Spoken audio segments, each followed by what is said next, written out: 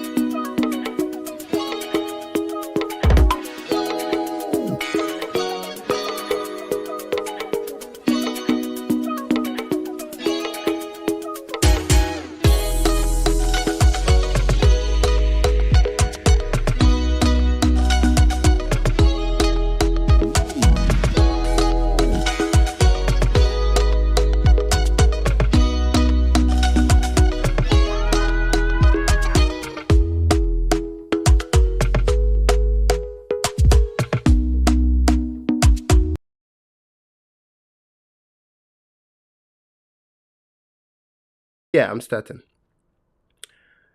Hi, good morning, everybody. My name is Dr. Banda Khalifa. I'm MPH, MBA Summer Scholar and a current PhD student at the Johns Hopkins Bloomberg School of Public Health. Welcome to the Scholars Table, where we bring in international scholars with different perspectives to help guide individuals who want to take similar paths. On this morning's episode, we are privileged to have one of international scholars from Rwanda, who's originally a physician and now doing management consultant. So we'll talk with him, try and make a sense of his path and the reasoning behind it, and then also be there to answer the pressing questions that we have for him. So I'll call in our brother, who is joining us here in the US to kind of talk us through what has been his motivating factors through his journey. So welcome, Dr. Olivier. Oh, thank you, Dr. Banda. This is very formal now, using our academic titles. I'm obviously teasing you because we have known each other for some time. But yeah, it's a pleasure to be on this and to talk about my experience and my hopefully it can inspire. Even if it's one person, then I'll be happy. Certainly, certainly, and I'm definitely sure. I mean, by the time we finish this conversation, a lot of people will have their questions answered. So, without wasting much time, I would like to start with, you kind of telling us a bit about yourself, your background, uh, prior to you moving to the US. Oh, okay, yes. Thanks. Yeah. So before coming, so I'm from Rwanda, as you said in the introduction. I grew up in Kigali, um, post genocide. So I was like 5, 6. So I'm really one of the generations that came after the genocide. And yeah, and we are thankful to have a different government and a different like a different mindset, and then we were inspired to want more.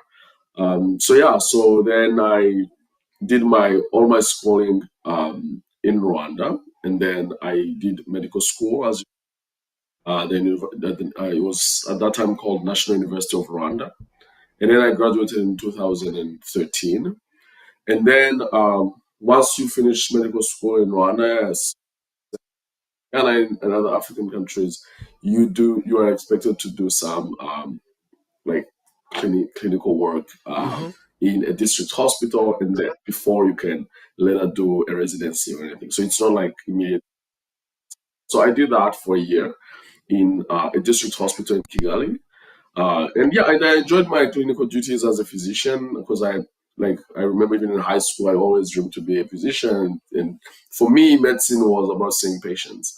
And then serendipity happened, and then I got exposed to public health, and then I joined the Ministry of Health in an institution called Rwanda Biomedical Center, where I was specifically first I joined as the in charge of the national program for serodiscordant couples. So these are um, people who are like for example, in a couple, one of the partners is HIV positive and another is HIV negative. So at that time, there was a lot of effort in the country to help them not transmit HIV among themselves, and also like to have healthy kids who don't have like to prevent a vertical transmission. So I joined, worked on that program, and then I transitioned into prevention of mother-to-child transmission of HIV program for 2 years. And then it's from that position that I came to the United States for my MPH. Yeah. Wow, this is such an So yeah. So I interesting. would say like 3 years of medical. Yeah. Mm-hmm. Yeah, that's like Yeah. very So I much. did like It's like very much similar to, especially physicians. This being like one of the similar parts that we all take from Africa. So, how was your preparation to the US came about? How did you know that you could actually move to the States and get your master's degree? And did you receive any guidance in that journey that you made? or yes. I would say yes. So what happened is I was thinking, so like a year in my public health job, let's say at the Ministry of Health, I realized that I needed. So I would go into meetings and people would start prepare, or like would start talking about like uh, study results, or someone would talk about like an implementation science study that they did, and then I realized I was expected to know what was being discussed in the room, Mm-hmm. but I didn't. So I could understand where things are, but I didn't have strong like public health, like, especially like epidemiology, biostatistics, to understand really like is this like about study design and interpreting results, etc. So um, and then in addition to that, most people who were more senior than me had an MPH. So I was like, if I want to go to the next step, I need to do like at least a master of public health. And then, as I was thinking about it, I started looking around, and then I knew about Johns Hopkins University, even from medical school, because people used to talk about it as like this amazing place. So, and then I started thinking about it, and then I started learning more. I learned about the University of Washington, Seattle. I learned about Harvard. So I was trying to think about the US.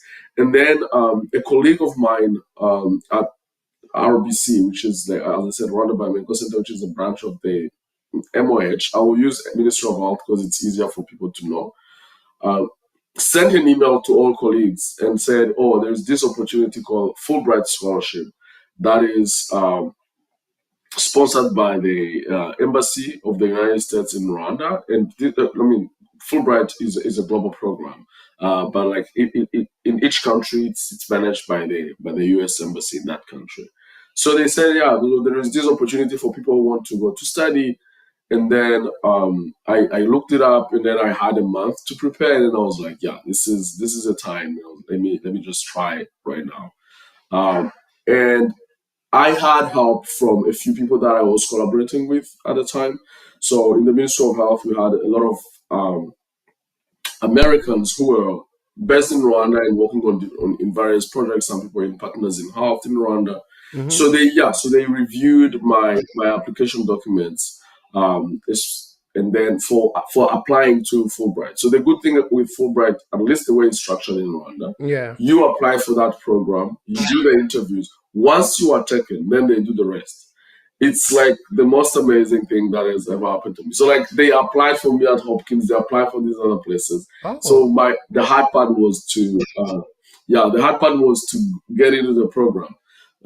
It's very competitive because you are not competing with medical doctors or other public health professionals, because like it's a program for everyone. So like I remember when I went to interview, there was a singer, there was someone who wanted to do photography, journalism, business, and I was like, oh my god, like how can you fit in this? And then thankfully I got in, and then they helped my application. So that's how. So I had a lot of help. Yeah, so that's quite interesting. I myself, I have a couple of colleagues that came in through the Fulbright scholarship, and unfortunately, it's not something that a lot of people know about. So by the time they hear of it, application cycle is closed, and the rest. So it's very important that people get to know other avenues of funding their program. But I always hear there is some catch with Fulbright. If you're sponsored through Fulbright, then you may have to go back to your home country, work a couple of years before you are released. How true is that? There is, yes. So you have to go back in your country, because this is a scholarship that is given to your country, like, because it's a collaboration between the United States and your country. And the idea is that there will be, this case Rwanda, will bring some Rwandans who will come for either a degree program or for research, and then they will go back to apply what they've learned in their respective countries for at least 2 years. And then it's the same thing with the Americans too. There are a lot of Americans who go all over the world for different programs, and then they also have to come and apply what they learned in those. So that's the idea. Wow. Okay. So if you are, so if you are like thinking about grad school application, and you are very sure that you don't want to go back to work in your country at all, and come immediately in the United States and stay, then Fulbright is not the right program for you. But there are like thousands and thousands and thousands of scholarship programs. So you just have to, be very thorough, and just like look. There are so many opportunities. Great. So let's transition to your experience in the US. Obviously, as a master's student, you may have had some differences in in the way training is done here in the US and in Africa. What was the single most, important or significant difference that you noticed as an international student while at Hopkins? Oh man, it's hard to pick one. Like everything, I can I can try. So okay, let me tell you the first thing that impressed me, and then we can talk about other things about maybe how my experience on the way I in learning, etc. How I adjusted. So like the first thing that impressed me was that first day of school, it's all like it's orientation. But every person who came who was like a faculty member would talk about their names and their research first, and then they would say whatever they come to say. Mm-hmm. And then when we started in classes, people were teaching their own studies. Like, so the examples in classes, either it's public policy, either it's epidemiology, either it's maternal health, either it's population health, everyone is teaching their own research. So you can be like, oh my God, these people are real experts in what they are teaching. Mm-hmm. In med school back home in Rwanda, like that was not a thing. Like I would say the huge majority of my lecturers at the University of Rwanda, they were lecturers. Like I've except like a few exceptions, but usually people like they would just bring what they took from the book and be like, okay, this is what you need to learn, this is what you need to learn. But like research wasn't that big of a thing. So that was the first thing that I was like, okay, so everyone does research here, so I need to step up my game. So that was the first thing that I was like, okay, this is very different from where I come from. Yeah, I can elaborate other things, but you asked me.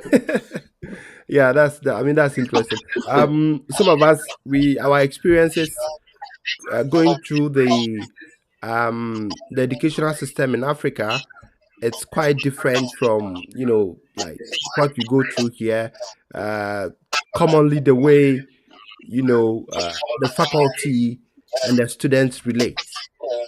How they are open to getting to speak to students, talk to students without any form of intimidation, right? So that is also one Exactly. of That's the. the other thing. Yeah. That's the other thing. You'd be like people. Also, they are also like. I mean, I'm not saying you couldn't speak to lecturers in Rwanda or some of our professors. You could, but it's not the same culture here. It's encouraged. They will be like, "This is my. Send me an email. Come to my office. Let's meet. Let's chat." No, it's a very different. It's a very different experience. Yeah. But also, like, it's because there's so much to talk about. Because like everyone has research project going on. Also, like people on the call need to know, like, it's not only because like they want to, like, I mean, like it's not like meeting them and talking about like things that like aimlessly or something. So Yeah. most of the professors have research projects that they want students to work on. So it's kind of like a win-win situation where you get to get some work experience, earn some money, get like work or research experience. Sometimes it may not be a research job, but most of the time it is. And then you get to get a friend who can recommend you, who can do this. Yeah. So it's a win-win situation. So because there's so much going on, they also like they're desperate for students. And then students also kind of like get this opportunity to like get their feet wet and start working. So it's very different. Yeah. Let's just put it that way. All right. So that's interesting to know. So at what point? I mean, at what point did you think that MPH was not enough? So let me go torture myself and get PhD. What was the thinking process like? Yeah, so I did my MPH, I finished my MPH, and then I did a postdoc. When you are a physician, when you have an MD at Hopkins, most people do MPH, and then no, I don't want to say most, like, but a lot of people, let's say that way, especially like Africans or people from Europe or from other parts of the world, especially especially if you're interested in clinical, in like doing clinical medicine later. I mean, like preparing your steps and then doing residency later. So they go into a postdoc because it's a good position where you can publish, you can make yourself known, participate in conferences, etc., build professional relationships with different people. But also, like, you have time, like it's flexible time where you can spend studying, etc. So when I did my postdoc, I was briefly still thinking about clinical medicine, but really not that much. It's really kind of like having all your options open. But I knew I wanted like a terminal degree. I don't know why I thought that way, but that's how I thought. I was like, so I either need to have a PhD or I need to go into residency and be a specialist in something. Because I had a few friends back in Rwanda who took time between, and then like, so they got into like the public health route, they do an MPH, they go into like leadership positions in Rwanda, they transition out from government, they go into these other positions like in NGOs, etc. And then they get like stuck. You get at a certain level you can't go above.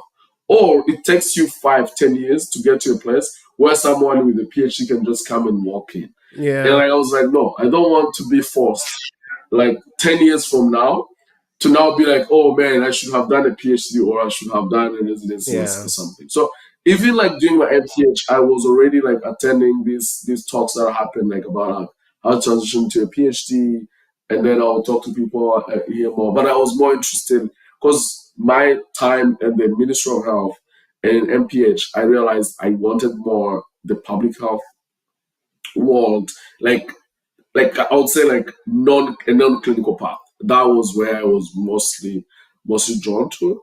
So yeah, so during my postdoc, then I immediately applied for I started my postdoc in June 2017, so like 2 weeks after completing my MPH. And then by December 1st that year, I had put my application in.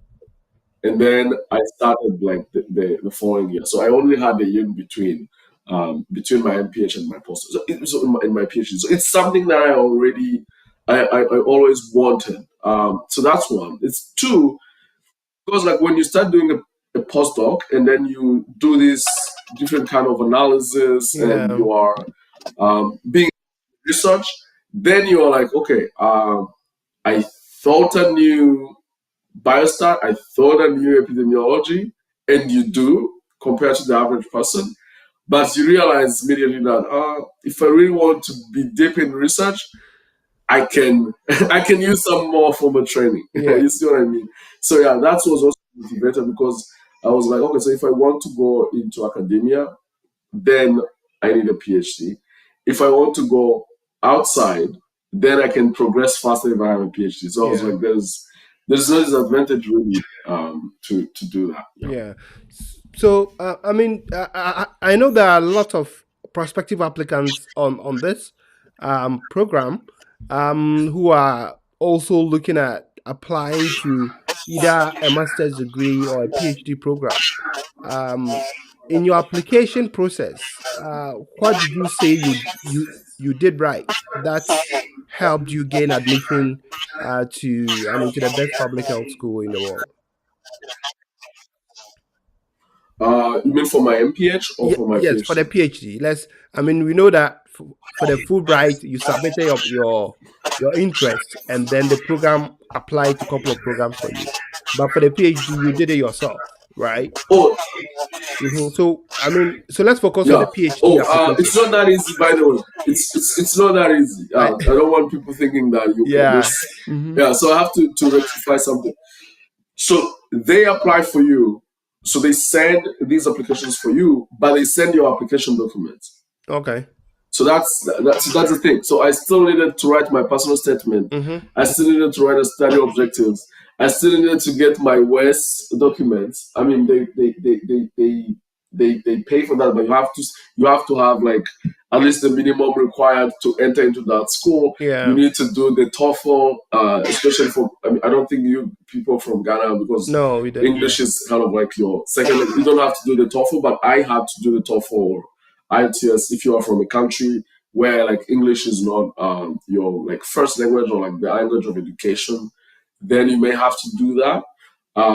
And then I also had to take my GREs. So it's not like they apply for you and they don't consider anything. No, it's like you do everything you need and then they apply. And then they they just submit the documents. So I still needed to write a compelling statement. I still needed to write study objectives. I still needed to write all that stuff. Yeah. So I hope things are rectified. Yeah.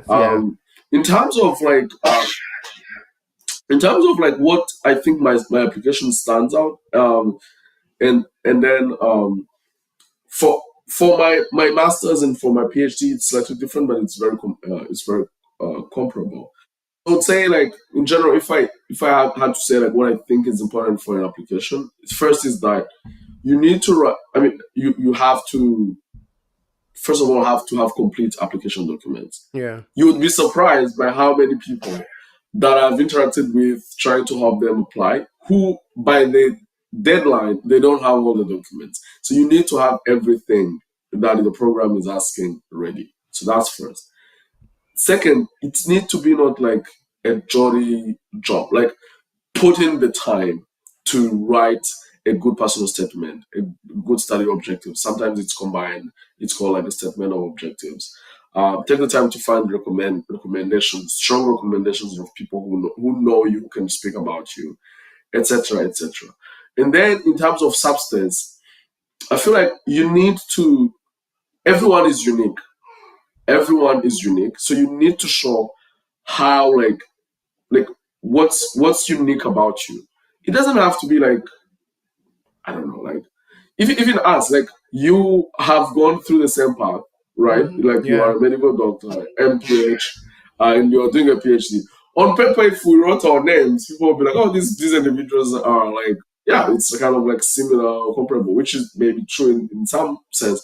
But then when you talk about your path, like your upbringing and mine are completely different. Yeah. And people are interested in knowing that. So I realized, especially in the US, people are interested in that. Like, what is motivating you? Which is also another difference between here and Rwanda.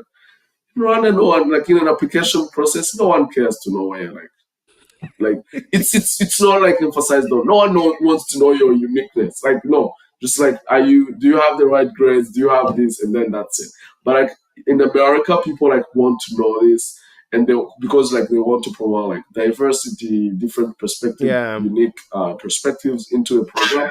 So like, just talk about it. If there's someone who is thinking about applying, like talk what's unique about you, like what inspires you, what do you want to do, and then but briefly, like talk about who you are as a person and then as like a professional, and then speak clearly what do you want to use the degree for. Like, why do you want an MPH and why do you want a PhD? So for the masters, it's kind of like easier. You can just say, oh, I want to do this because I want to help my country. Like I want to do this. I want to go back home and be able to work in the programs, etc. So in my case, because I was already working in the RBC, in the Ministry of Health, I talked about like what kind of challenges I was seeing in terms of unmet needs in research, etc. I was like, I could help work with different departments, etc. Like kind of like do better research or do more research. So that was an easy case to make. So in for the masters, they're really interested to see, okay, is this person interested in the subject matter, and do they have the right background for it? It's not that like competitive. It is very competitive, but it's not as competitive as a PhD. So for the PhD, you need to go a little further. You need to explain specifically what you're going to use the PhD for. Like it needs to be a clear, straight path. So it's harder. There are fewer sports, so it's more competitive. But yeah, we did it. You guys can do it. So it's just like finding the right school, finding the right program, and then like be very. I would say like the only thing I would say to people is be specific, be true to who you are. Don't try to be like someone else or to emulate. Be who you are. If you have all the requirements, you will get into a program. I'm convinced of that. Like, if you are an MD from Africa, or like a nurse, or as someone who has been trained, who has had good grades, who has been a professional, and then you put in the time, there is no way you can apply it to 1, 2, 3 cycles without getting into a program. There's no way. So just like that's if there is one thing that you take from this call, there is no way you wouldn't get in. So just like don't be discouraged. Yeah, so don't be discouraged. If you just tune in, this is the Scholars Table. With me, it's Dr. Olivier, who is an MD from Rwanda, MPH from Hopkins, and a PhD from Hopkins. So we'll start taking questions very soon. So keep your questions coming. Dr. Olivier, what would you say was your main motivating factor to stay at Hopkins? How was the application cycle? How many schools did you apply to? And what was your decision to stay at Hopkins? Excuse me. You're going to be surprised. I only applied to Hopkins for my PhD. I only have one school. Yeah. So which is I don't recommend people to do. My advisor was like my advisor in my master's program in my postdoc, my advisor in my PhD. He was like, "What are you doing? This is crazy." So the reason my reasoning was I had already found a home at Hopkins. If it makes sense. So I was affiliated with the Center for Public Health and Human Rights. I was doing key populations research among marginalized groups in Africa. I was already working on a project in Rwanda, which ended up being the project where I like the data I used for my dissertation. I had my advisors. I was in Baltimore. I had friends. Like all my support system was there. And then my thinking was, do I want, let's say, to apply to Harvard, have to move to? I mean, I'm thinking of like saying it this loud. It feels like it's like a lesser problem. Like it's when you are talking here and people are like, oh, that's the first one. That's the first one problem. Yeah, now that I'm talking, I feel like that was the first problem, but it's not, because when like you even you, I guess you realize sometimes you are in a group, you work with the people, and you're like, I fit in this team. I have friends. I have professional relationships. I know how to get things done, and I know how to get help when I need help. So I not only wanted a PhD for a PhD, but I wanted a PhD in like the best possible conditions. And I was like, I don't want to break what I have here at Hopkins now with a team, with like a research portfolio going forward, with an advisor who has given, like, who trusts me. Like, I could propose ideas, I could bring ideas, I could write grants, and I wrote grants. And then go in an environment that was uncertain, where I have to start again, prove everyone who I am, if I'm a good hard worker, etc. in a different city. So I was like, you know what? But I was ready. So that's the thing. I was ready to not get in. I was like, if I don't get admitted, it's fine. I will apply next year. So I had made that, because I knew they only take 14. Like, it's only 14 spots, and then they also have like 300 or 400 applicants each year for the EP program. So that's the decision that I made. I was like, so I'm going to apply. I want to win this PhD because I want to stay at Hopkins and stay with my team and build on what I've been working on right now. but it's okay if I don't get it. You have to be ready for that because I've seen a lot of surprises happen. Yeah. So that was the biggest motivation. Not only because, first of all, yes, it's the number one school of public health, but also because I was inside in the department. But also the only reason, if I'm being honest, I could do that is because I, if you are, I believed in my chances because I had done my master's at Hopkins. I was a postdoc in the department. Yeah. I was being productive. People knew me. So I was like, yeah, so I can get recommendations from here. I got 5 recommendation letters from professors within the department. Yeah. So you have also to be very strategic about these things. And then I got in. But but if I had not got in, the following application cycle I would have applied to more schools. But then it worked. So I stayed in my home and etc. etc. So which is important too. Yeah, I mean, so this was a very bold decision. So if you are listening to this, please don't apply to only one school. Apply to multiple schools. Yeah, I agree yes. Apply to multiple schools. But that was really a bold decision you made, and I guess it paid out well. So let's talk about your life, work balance as a PhD student. It's not easy. I hear a lot of people talk about it. How was yours different, or how were you able to manage, an African man, family, and PhD? How are you able to go through the system? Oh man, the easy way is you figure it out. You figure it out, but it's not easy. So, but also I believe everyone. I mean, I feel like I don't want to. Maybe I've spent some time in the US and I don't think, and I it's work, but I don't think it's the case. But I feel like we always talk about work-life balance, but it doesn't mean the same thing for everyone. So that's what I would say. And even we can even talk about my job later. I know you have questions about what I do now. But in my PhD, I would say, did I have work-life balance in a traditional sense that kind of is mainstream?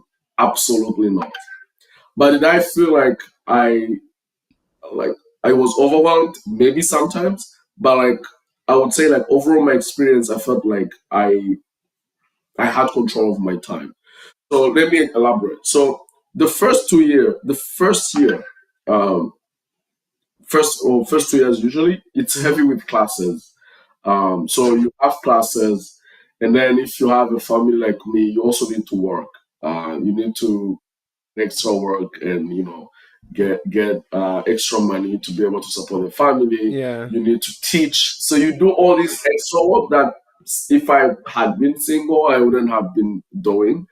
But all of that, I'm thankful for all of those opportunities. Yeah. So I'm not complaining, but I'm just saying you have to do it a little more. So yeah, I would say I was busy. So I would wake up, take my daughter to daycare, and then start school at the same time with everyone.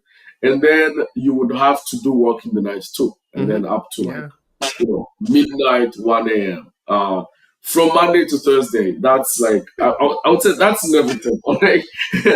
But the thing is, it's not only because I had a family. By the way, even your friends right now, if you talk to them, some people, there are exceptions. There are some people who are I have a sleep time. Yeah, it's 9:30. But that's if you have a family, that forget about it. That's not even possible. But if you don't have a family and you can walk and then you can wake up early, if you are an early morning person, you wake up in the morning, you prepare for classes, you do some assignments, you go to classes. The good thing is most of the time you don't have classes back to back the whole day. Maybe you have 2 classes. So during the day you can also do some work, and then you do a little bit of work in the evening, and then that is possible.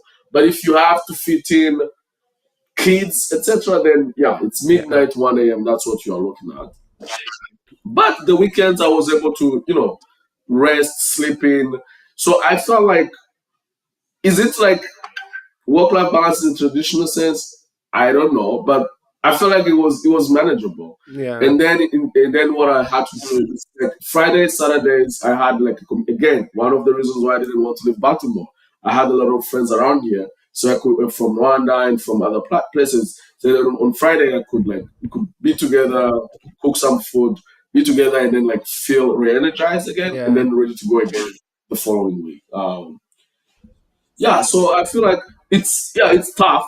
It's a lot of work, but then that's for the first 2 years where you have classes, exams, and on top of the research and teaching, etc. Mm-hmm. But once you are like a candidate, you have much better control of your time. Okay. So my third and fourth year, I didn't have any classes. I had completed my classes, so I was only doing research and some teaching. That was much better. I would say like that was much better. I could do other things during the day.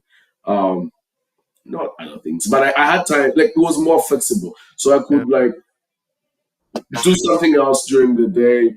Maybe do some work in the evening, or so then I had more control of my time because you are reading and writing your dissertation. So that more, and you could have things, other things in the evenings. You didn't have, an assignment due the following morning. Yeah. So I would say that it gets better, and then also you get tougher and more resilient, and then you learn how to do things much faster. Yeah. Yeah, I would say like all the first 2 years are tough, but after that you make it work.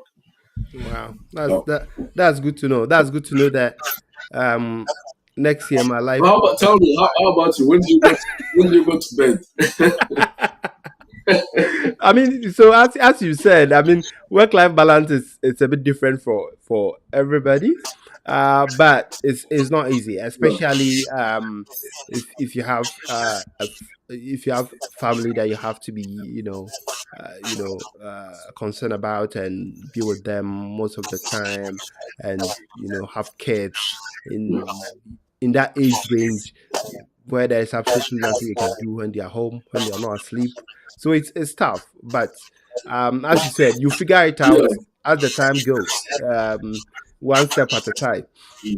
So I mean, let's That's transition all right. to your current role.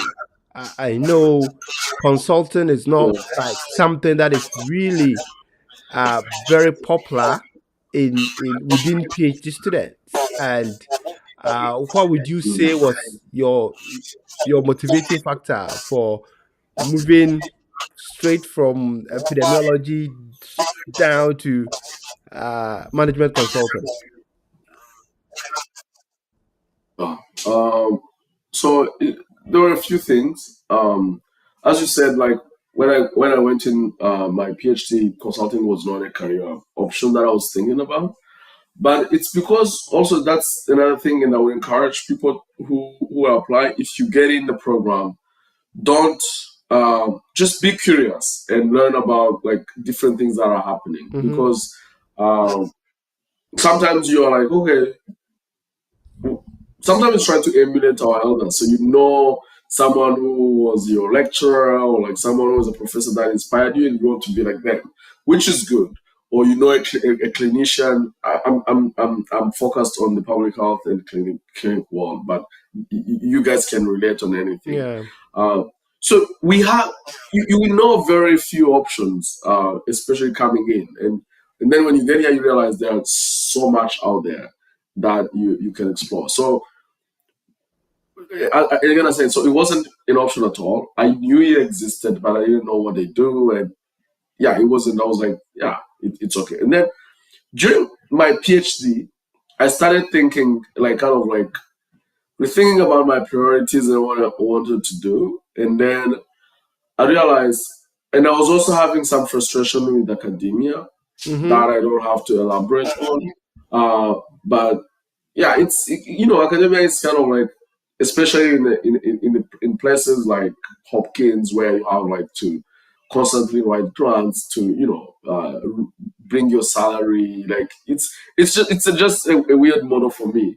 And then yeah, I had some frustrations with academia in terms of like uh, first of all, I mean, I don't think we are lying here. I Yeah. think it's Yeah. so. First of all, I believe like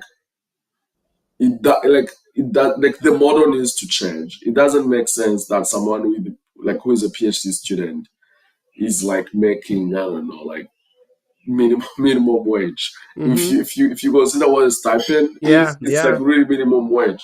You are among the top, the most educated people in the world. Like if you went outside of academia, you would like be among like the highest earners, etc. But then in academia, because you're a PhD student, you are like you are on minimum wage, and then when you go to postdoc, also something like that. So that felt wrong with me. I was like, it's not only about like the money, etc., but at some point you're like, you need to be like fairly compensated for the work that you do and for the expertise and experience that you have.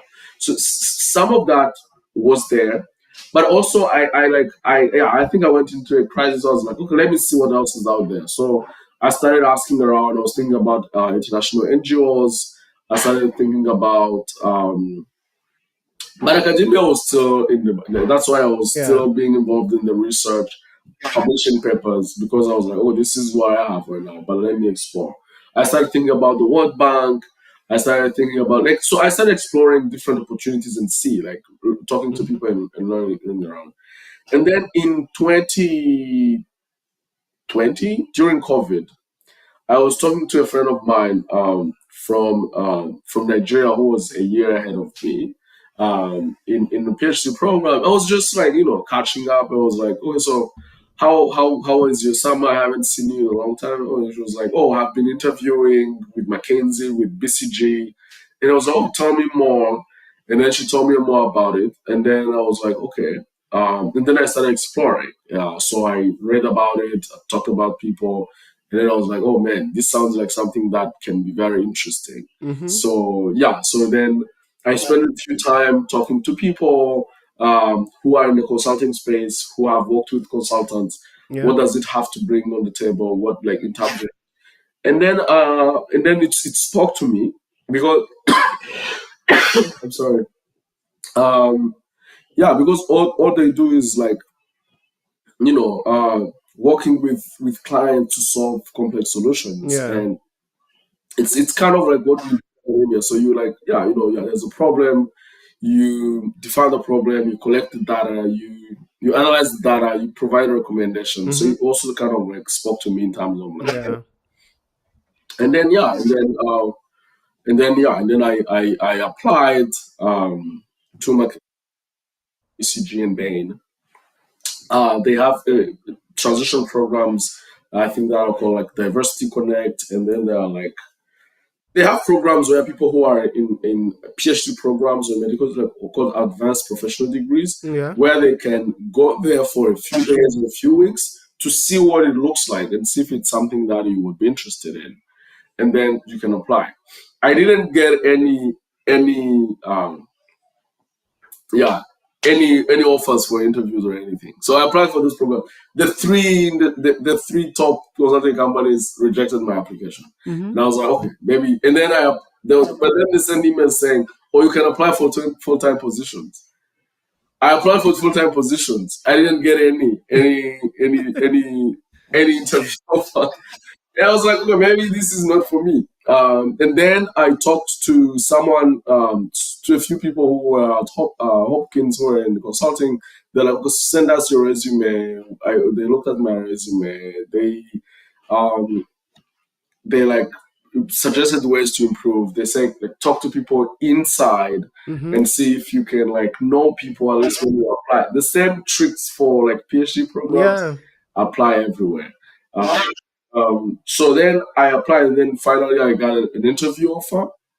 Then once you have an interview offer, then you have to, be ready, prepare for the case interviews, etc. And then I got it. But I would say it was the motivating factors were both my desire to explore outside of academia, and then my friend who encouraged me and said, "Oh, she had also gotten offers there."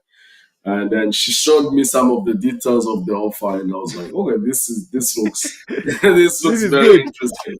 Yeah.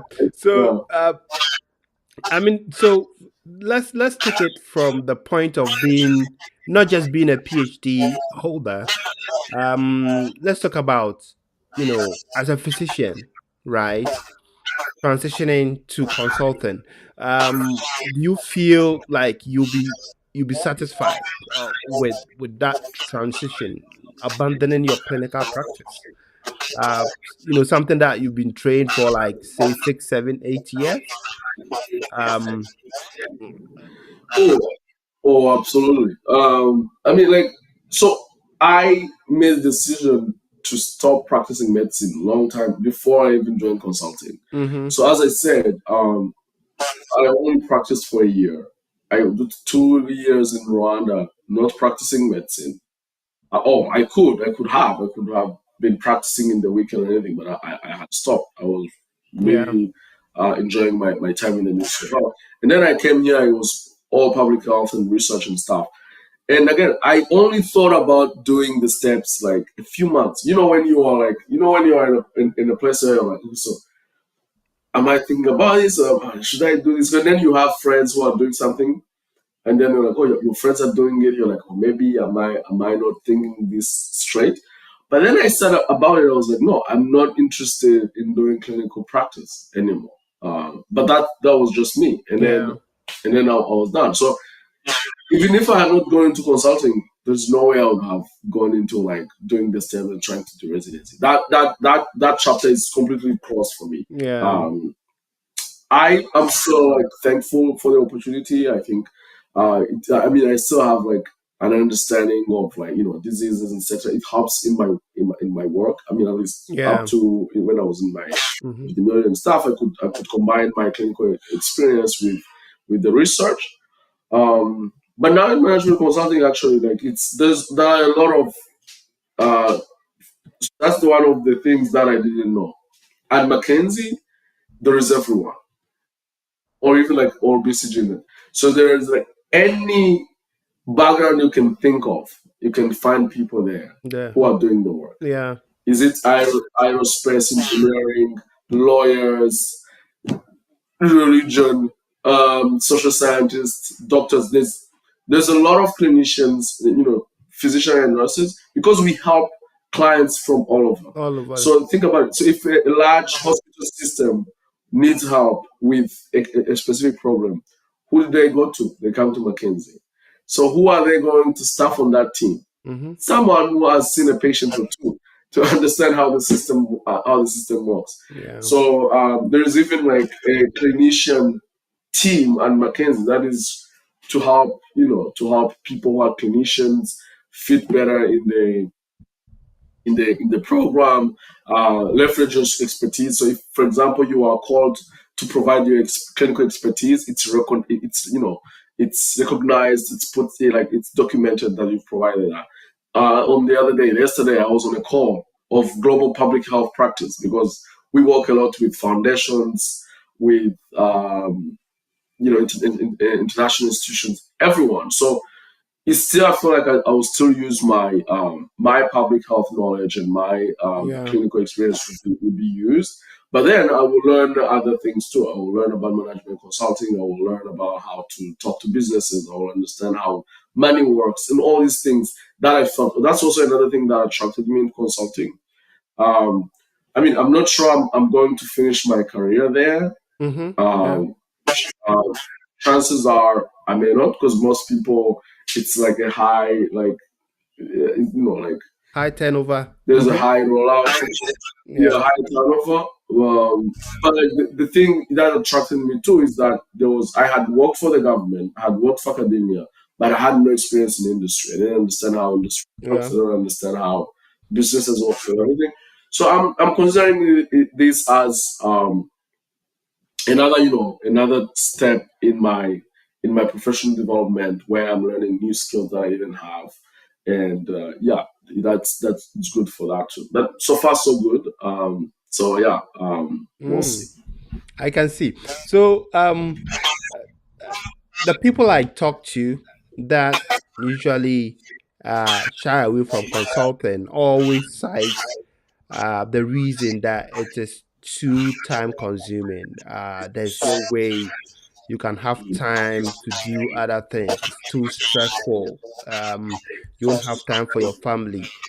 what has been your experience since you joined McKinsey? What has been your personal? I know like individual differences exist, but what have you personally experienced that you feel is not as as bad as people think? Yeah. Okay. So two things. First of all, let's remember I've only been here. I've been only been in my job for 2 months now. Mm-hmm. So it's not a long time to. So I haven't been in. I've only been on my first study for like 7-8 weeks now. Mm-hmm. So I've only been there for a short time. But I feel like I've asked my colleagues, and they say our work schedule or like cadence is representative of what usually you would expect. Mm-hmm. So I don't know if it's because I am from a PhD background, so the bar is really low for work-life balance. But I feel like, but I feel like it's much better than in my PhD. Mm-hmm. Yeah. To be honest, yeah, like I have a better schedule than in my PhD because most of the time, most days I'm done by like 9, 10, sometimes even like before then, which is unheard of for my PhD. So, and the other good thing is Saturdays and Sundays are completely off. Okay. The first time, yeah. So yeah, you see how you are surprised because I'm very sure like tomorrow you will be doing some work. So yeah, so that's the thing. So like the Saturday and Sunday are completely off. Friday evenings are off. So you finish at like 4, 5, and then yeah, from Monday to Thursday. It can be a lot of work. But so far so good. The first few weeks I was traveling, and then there was a change in my project, so I wasn't traveling as much. Mm-hmm. So that is one of the things that I had heard about, but I didn't know how it will affect me. So that is a little bit. Yes, you are. Yeah, it's like when you're traveling every other week. It's a bit tough. So but so like in terms of like work and the number of hours you put in, Yeah. I feel like it's the PhD was worse, to be honest with you. But yeah, because like, and then for like the last 2 weeks, 3 weeks actually, even next week and the following, I'm working from home.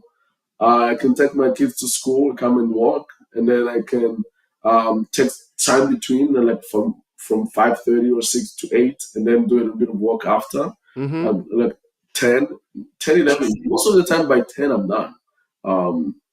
Sometimes even before. But I don't want to set like expectations. People be like, yeah, maybe it's the nature of the project. Yeah. I mean, Yeah. okay, there was one night where I was like, this week I had to do work only on one night where I passed midnight, but that was only one night. And that, for when I was in PhD, that was every day. So that's what I'm saying.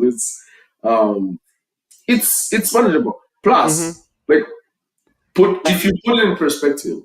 Yeah. So like how like look at like the working schedule of like a doctor, or like the working schedule of a lawyer, or the working schedule of like an investment banker. So like if you're comparing consulting, compare apples with apples. Don't compare apples with oranges, because it's a top job. Yeah. So you're very, very or an academic.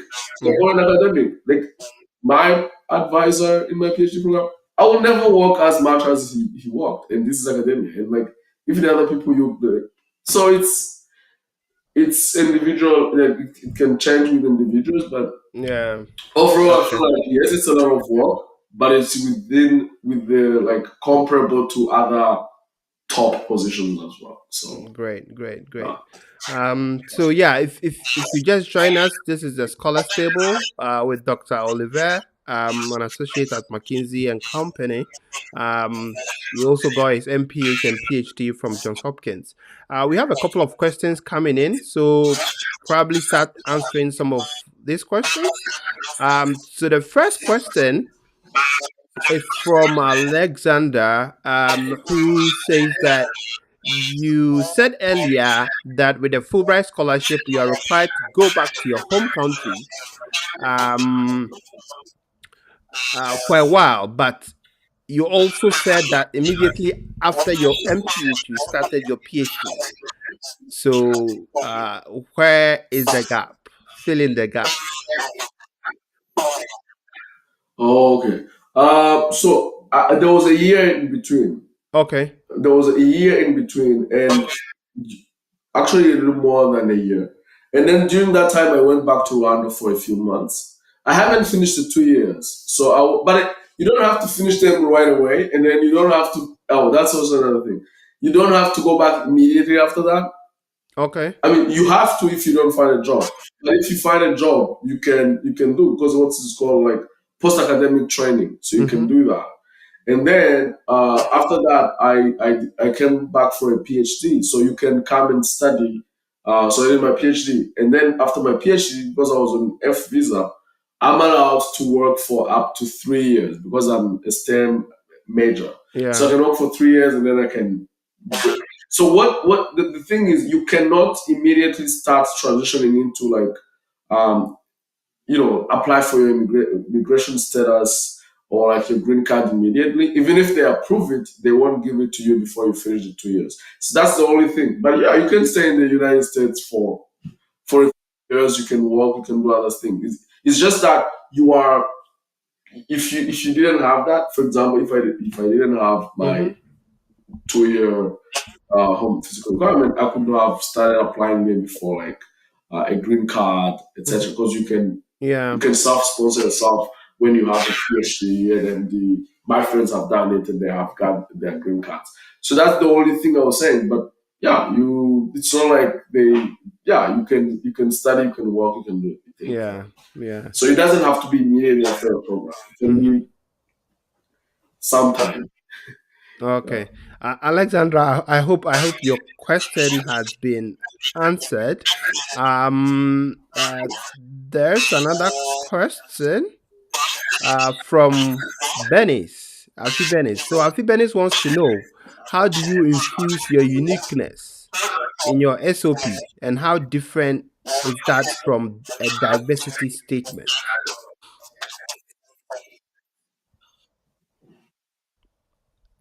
Oh, yeah. So first of all, when I applied for, So I first, realized that like diversity was.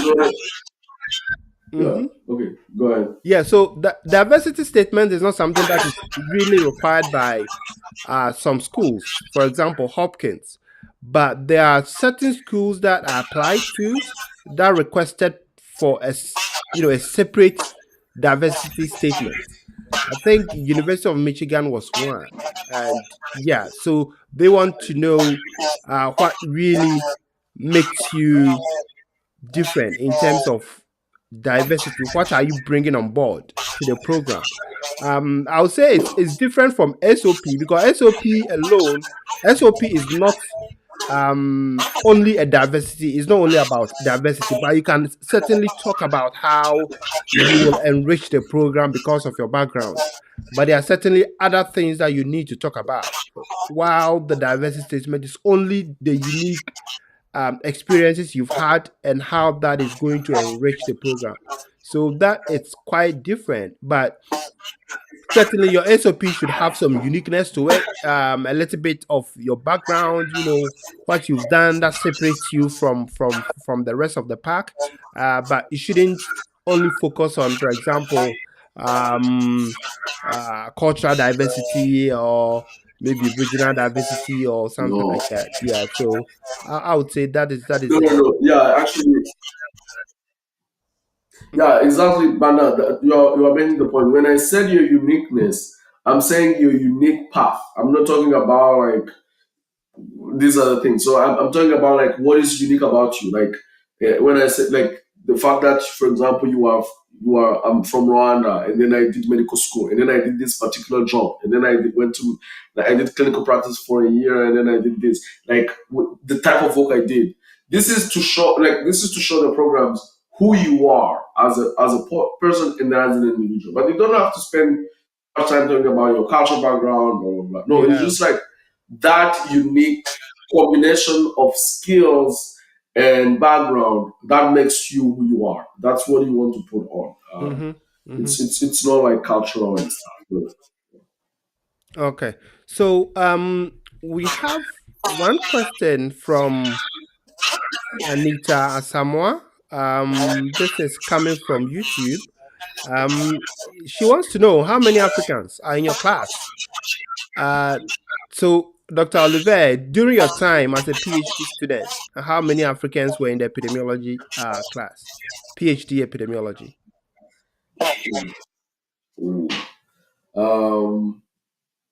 We were 2. Okay, among the 14. In the PhD. Yeah, among the 14, we were 14. So we were 2. Okay. I'm hoping I'm not forgetting anyone. Yeah, we were 2, and one grew up here. She's from Angola. She grew up here, but she still has her passport, and she's very connected. So we were 2 Africans in the course. So it's not as many Africans in the PhD programs. Yeah. Again, because there are few spots, 14 spots. It's an American university, so there will be more Americans than internationals. Yeah. But in my MPH, we were like a lot. I think we were at least 20 or 30.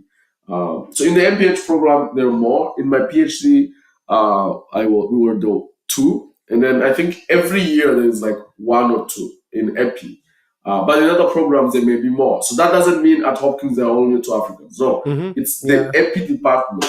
But then there are other departments too. There's like biostat, blah, blah, blah. There's a school of medicine. That's like only one single department in the School of Public Health. EPI, we were 2. But there were other Africans in other departments. Yeah. I mean, not as many as I would have wanted to see, but there were some. And that's why, again, Dr. Banda said, please apply to more schools because it's tougher. When you start applying for PhDs, it's tougher to get into top schools. But again, possible. We did it. You can do it.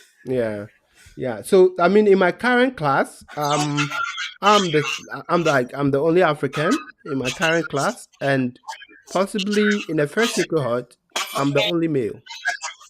Right. So it's an all-female class with just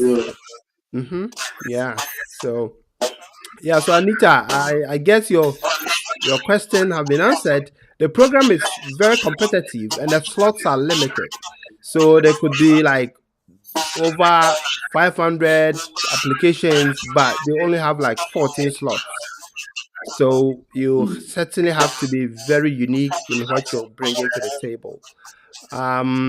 We'll take one question from LinkedIn.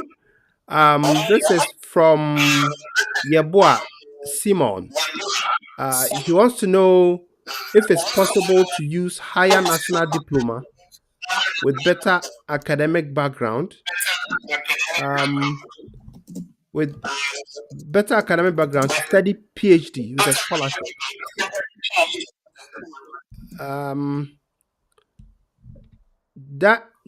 Sorry, can you repeat again? Higher academic diploma. Higher academic diploma with a better academic background to study PhD. Well, I'm not sure I understand. Yeah. So he wants to say that he doesn't have like say a degree, but he has a diploma. He has a higher diploma. But your question is not very clear. I'm not sure you can. Yeah, your question is not very clear. So maybe. I mean, I would be surprised. Yeah, I would be surprised if you got admitted in a PhD without at least an undergrad. Like you need a university degree. But yeah, maybe we didn't hear specifically his question. So, yeah. Okay. Maybe you can clarify and you can answer them. Yeah, and then we can. Yeah. So there's another question on LinkedIn from Dr. Femi Olulaja. I hope I didn't murder your name. He says, thank you for organizing this, Dr. Khalifa. I have two questions for Dr. Olivier. First, can I get into McKinsey internship as an MPH student? Second, does McKinsey internship guarantee a permanent position after graduation? So, we have the first question: MPH student Yes. internship. If he's an MD, yes. Okay. If he's an MD, yes, that's possible. Yeah, he can get an internship. And then is it a guarantee for a full-time position? No. But it increases your chances. I didn't do an internship, by the way. So you can go in immediately as a full-time without an internship. And you need to know. So that's also another thing that the interview process in consulting companies is very different from the interview process in other places. So yes, they ask about your background, but they are more. That's like 50% of the points. Another 50% in the case interviews. So you have to be prepared to do the case interviews, and they do that even for internships. So the rigor is the same for internship and for full-time positions. Yeah. So you can't be like, oh, I'm gonna just apply and see how it goes. No, you will not get in if you do that. So be ready that you have mastered your case preparations before you can apply for internship. But most of the time, people who come into their internships and then they do well, they get their offer before leaving. I have met many people who came for internship, were offered positions, and then they came. Some people, if it doesn't go well, then you will not extend. But I would say once you have an internship, you have like 1 foot and a half, 1 feet and a half in. Yeah. So it's only now just like put in the work, and then you will get an offer. Yeah. But you don't need an internship to get in. You can just come straight. Yeah, Femi, I hope your question has been answered.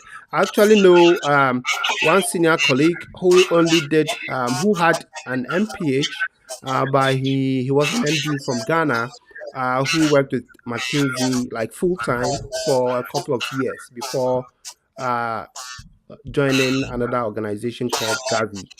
So we'll take another question from LinkedIn. Raphael wants to know what advice you would give a medical student interested in pursuing an MPH with regards to extracurricular activities that will make you a better scholarship-funded candidate. Oh, yes. That's a good question. I would say that's going to sound weird, but first of all, do well in medical school. Yeah. Because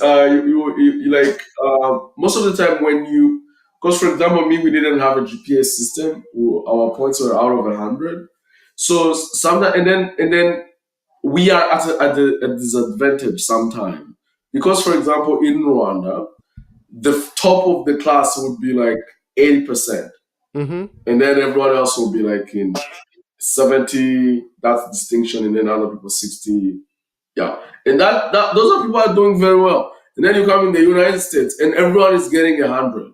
So which means that when they take the 80s and you are top of your class, and then you end up having like a GPA of 3.6 or 3.7. So yeah, so always try to get like at least a distinction, at least 70% if you are in a country where you use a percentage system. Yeah.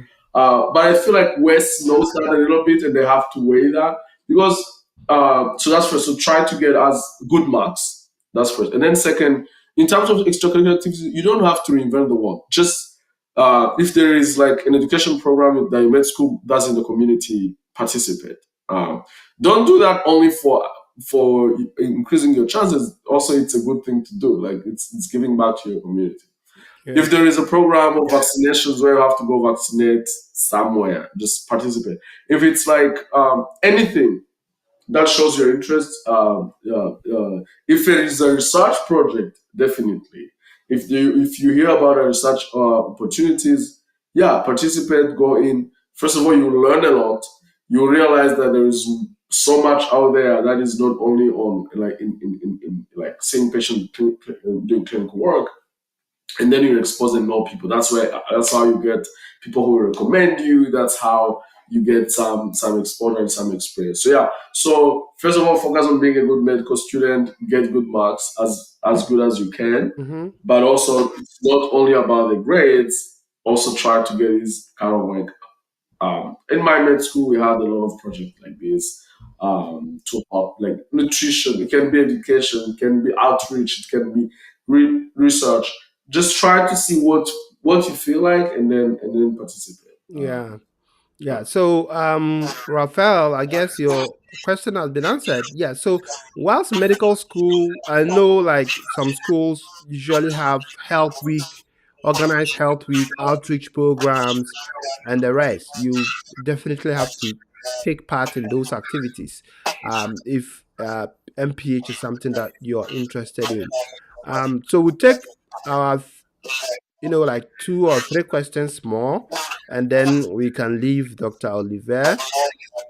So somebody wants to know whether your PhD was sponsored by Fulbright scholarship. Yeah, no. For my PhD, it was sponsored by Johns Hopkins University. I wasn't on a Fulbright scholarship then. Yeah. My Fulbright scholarship was only for the year, my master's, and then after that, I was on my own. Yeah. Yeah. So I mean, but most schools, that's the thing. Yeah, I think maybe that's what you were going to say. Like Yeah. most schools are, if you get in the PhD program, you are fully funded. So you don't have to think about tuition or anything for a PhD. You have to think about like living costs, because sometimes depending on your needs, you may need to look for extra source of income.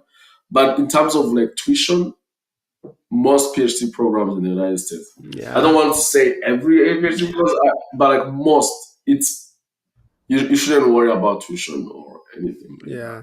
So that's a bit of funding that a lot of people have no idea about. So for a PhD program, you can think of it as a 3-tier system. There are some programs. So let's focus on non-lab based programs, like for example, EPI or health policy, or those courses that is not heavily lab focused.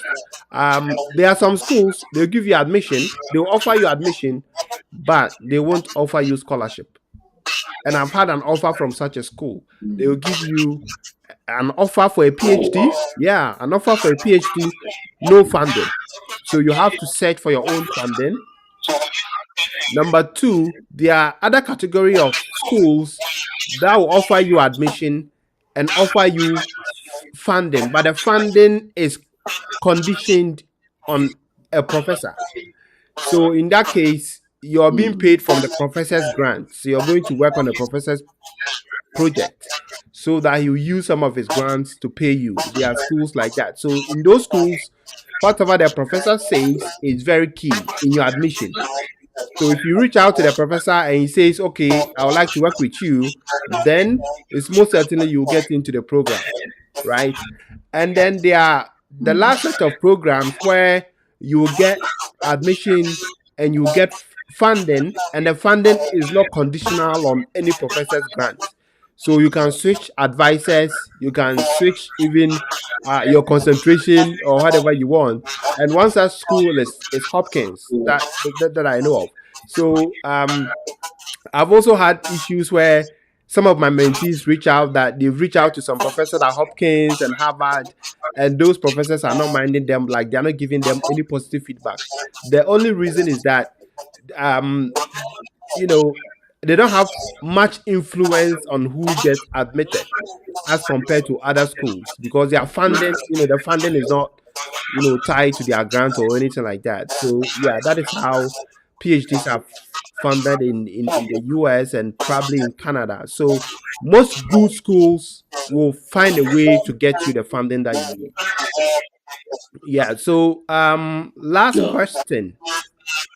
from last question from YouTube. Should one choose less competitive schools? Should one choose less I competitive mean, schools? Uh, it depends. I feel like when you are applying, you have to have a good mix. I would say like you have the Harvards and the Hopkins, and then some other like middle. Uh, but to be honest, those schools are very good too. It's not like I feel like this kind of ranking puts a hierarchy. Sometimes it's real. But sometimes like you can get a good education into like one of the state universities because they are also very well funded. mhm. Definitely more funded than any university Yeah. in Africa. There's more research going on there, the opportunities, and you are getting an American education. And you know, there are people from everywhere in every institution. So I think it's more important for you to get an education. If you can get it in the top school, even better. But still, if you need the education. If you can get in I would say try a mix of things. As Dr. Banda has said, he has applied to many schools and then Yeah. he got in all these, and then you have the luxury of choosing, as many people do. So, but if he had not gotten into, let's say, Hopkins or these other schools, I'm pretty sure he would have taken one of the offers and then came because it's still it's 100% worth it. Because and then plus, if you are here, that's another thing that people don't know. If you are at Hopkins and you want to do an internship, or like we want to do, let's say, a lab, I don't know, a research project with someone at Harvard or someone at where, it's possible to make that happen. So just like get into a program and then figure things that are out later. So Yeah. I'm usually very like, I don't know, I like I don't know how to say it. Like I like a good challenge, so I would never recommend someone to pick a law school. I don't know what a law school even is. Like I feel like it's just a different school, and they are all good and they are accredited, etc. But if I felt like something is low, I wouldn't apply for it. I would go for the top one and then maybe the middle one. Yeah. Plus, like we did it, you can do it. Like there's nothing. Like I went to the National University of Rwanda. Like there's, it's hard more basic than that. And like I went to Hopkins, I'm at McKinsey. Like it's possible. Just believe in it. Yeah. Believe in it. Mhm. Find guidance. Work for it, and it's possible. But yeah, but like just I don't want you guys to feel like you need to be at Hopkins to like later have a good position or a good career. Not at all. Like most of the universities in the United States will give you a good education for you to be able to go on the job market, be competitive, and be a productive Yeah. Yeah. I think person. that's a very important statement to make. So, I mean, if you're applying to schools, look at top tier schools, look at mid tier schools, and pick from those categories. You don't only focus on top tier schools. So you pick maybe two or three from the top, and then maybe two or three in the middle, and then two or three in the low categories, right? Low doesn't mean it's bad, but it's just a ranking system, right? So yeah. So Yeah. I think would bring this program to an end. It's been an interesting conversation. But before we go, I'd like to take your last words. Dr. Olivier, what are you telling your brothers and sisters in Africa who are also interested in taking similar path? What are you taking current? What are you telling current PhD students? What are you telling MPH students? You know, those interested in consulting or not. What final advice would you give them? Yeah, I would say my final. I think I've said it. And if there is one thing that also I'm an optimist. I'm an eternal optimist. So I think it shows. But the one thing I would say is like, please don't limit your dreams. Like I feel like sometimes when you are from like a low income country, you can be like, oh my god, like what would I do? I'll give you an example. Like there was a friend of mine from Rwanda who was applying. He's a medical doctor, a pediatrician. He was applying for a master's program. Actually, maybe that's the story I can use to end the my advice. Mhm. So he reached out to me. He was like, "I know you are at Hopkins. Can I want to apply, etc., etc." And I was like, "Yes, 100%. I'm happy to help." He sent me his letters. I helped review them. We had a lot of round of reviews, etc. He got in at Hopkins, but he didn't get. That was for the masters. He didn't get any like tuition support or anything. And you know, like if you are from Rwanda, except if you are from like the 0.01% of the families in Rwanda. Otherwise, that's not even an option because it's a lot of money here. So he got discouraged. I was like, don't be discouraged. This time, let's apply to even more schools than you had applied to. And then let's talk to people and see what can happen, etc. So he applied a second time. He got in at Hopkins again, and he didn't get any tuition package or anything. Guess which school gave him a full scholarship? Harvard School of Public Health. Wow. And when he was applying, because he knew, like everyone knows about Harvard, and some people don't know, like Harvard is more known than Hopkins, especially because of other things. I mean, we are better our school is better ranked in the public health, but everyone knows Harvard. So when he was applying, I told him, like, why don't you try Harvard? He said, oh, that's not even possible. Like, Harvard would never take me. And I was like, why? There are other Africans who are at Harvard. Yeah. Try it. And then he was so surprised when he got a full scholarship from Harvard and he didn't get it from Hopkins. And like, so it's just, that's what I'm saying. Like sometimes it depends on who is reviewing the application. Yeah. And like in a school, because like the committee can be like, oh, this guy is really interesting. And then maybe there are two pediatricians who are applying at Hopkins and they pick one. I'm just making things up. And then at Harvard, everyone else who applied, that's where again the uniqueness. Everyone else who's applied, they was like, oh, this guy is really impressive. So now he's at Harvard in his second year of his master's program. So like, don't limit yourself. Like you can go into any school, you can go into any company. I believe that in my core. So just like believe it, put in the work, take the time to find people who have done it, me or Bana and everyone else. Like make sure make sure you have recommendation letters. Make sure you have your application documents complete.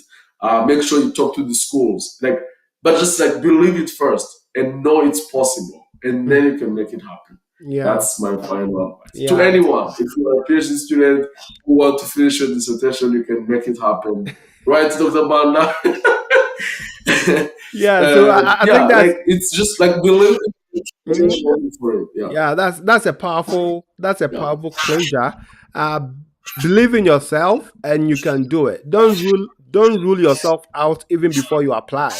I remember back in 2018 when I was applying for schools, I didn't even imagine that I was gonna get any offer, right? The first offer that came in was from George Washington, and if I tell you the way I was happier than when I got an offer from Harvard, because I was like, how is that possible, right? So if you don't apply, you rule yourself out. So don't underestimate yourself and your story. So thank you very much, Dr. Olivier. We are very fortunate to have you, and hopefully you will join us when you're well into your current position. So have a nice weekend, and bye-bye. You too. Thank you so much for the invite. You're welcome. Yeah. So guys, this is the Scholars Table with Dr. Olivier. We've had very interesting conversation on his journey from Rwanda to Hopkins to now McKinsey. His last words were, don't rule yourself out, be positive, believe in yourself, and you can do it. If you're new, this is Dr. Banda Khalifa. You can follow me on LinkedIn, subscribe to my YouTube channel, and get notifications on the videos I upload. See you in the next one.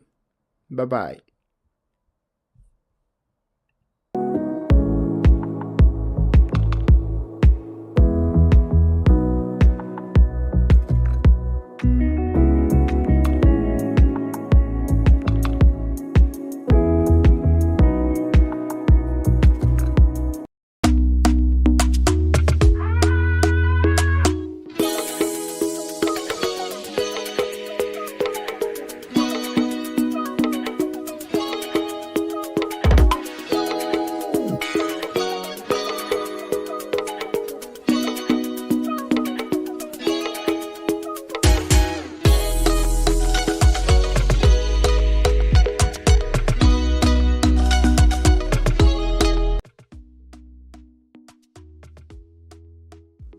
I have realized the importance of mainstream mentoring.